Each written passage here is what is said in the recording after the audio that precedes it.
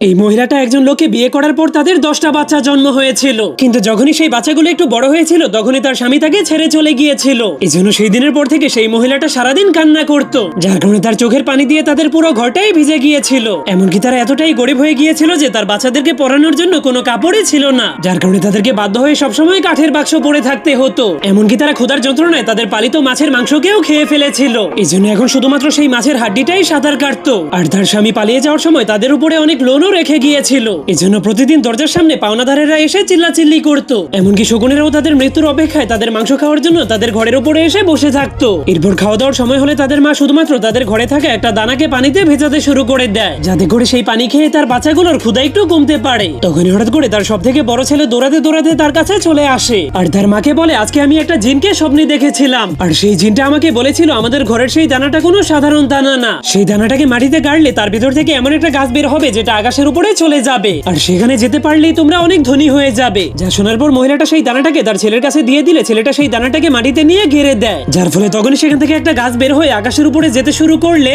ছেলেটা তার মাকে বিদায় দিয়ে সেই গাছের মাধ্যমে আকাশের উপরে চলে যায়। কিন্তু সে উপরে গেলেই দেখতে পায় অনেক বড় একটা দৈত্য তার দিকে আসতে শুরু করেছে। এই জন্য সে অনেক ভয় পেয়ে মেঘের নিচে লুকিয়ে পড়ে। তখনই দৈত্য একটা বাটনে চাপ দিলে মেঘের ভিতর থেকে বৃষ্টি শুরু হয়ে গেলে সে ওই বৃষ্টির পানি দিয়ে গোসল করতে শুরু করে দেয়। এরপর সে তার রাজমহলের সামনে গিয়ে একটা বাটনে চাপ দিলেই অনেকগুলো লাইট চালু হয়ে তার রাজমহলের দরজা খুলে যায়। তখনই সেই চালাক ছেলেটা চুপচাপ ছাদের উপর দিয়ে লাফ মেরে তার রাজমহলের ভেতরে ঢুকে যায়। সেখানে একটা মুরগি ছিল যে কিনা স্বর্ণের ডিম পারতো, কিন্তু তখনই মুরগিটা দৈত্যকে দেখে অনেক ভয় পেয়ে ডিম পাড়ার নাটক করতে শুরু করে দেয়। কিন্তু দৈত্যটা যখন মুরগিটাকে ধরে দেখতে পায় মুরগিটা কোনো ডিম পারেনি, তখনই সে অনেক রেগে মুরগিটাকে থাপ্পড় মারতে মারতে তার পাখাটাকে মুচকে দেয়, যার ফলে মুরগিটা হাজার হাজার সোনার ডিম পেরে দেয়। তখন দৈত্যটা একটা কাটার মেশিন দিয়ে সেই ডিমগুলোকে 8 ভাগে কেটে কেটে সোনার কয়েন বানাতে শুরু করে দেয়। এরপর সে সেখান থেকে চলে গেলে ছেলেটা সুযোগ পেয়ে মুরগিটাকে বাঁচানোর সিদ্ধান্ত নেয়, কিন্তু সে বাইরে বের হওয়ার চেষ্টা করলেই দরজায় লাগানো অ্যালার্ম বেজে ওঠে, যার শব্দ শুনে দৈত্যটা ছেলেটাকে মুরগি চুরি করতে দেখে ফেলে। এই জন্য সে অনেক রেগে ছেলেটার পিছু করতে শুরু করে দিলে ছেলেটা বুঝতে পারে সে তার পায়ের নিচে পড়লেই মরে যাবে। তখন হঠাৎ করে দৈত্যটা ছেলেটাকে ধরে ফেললে মুরগিটা তাকে বাঁচানোর জন্য দৈত্যের মাথায় হাতুড় দিয়ে বাড়ি মারতে শুরু করে দেয়। তখনই ছেলেটা অনেক কষ্ট করে মহল থেকে বের হয়ে আসলে দৈত্যটা তাকে মারার জন্য দরজা ভেঙে বের হয়ে আসে।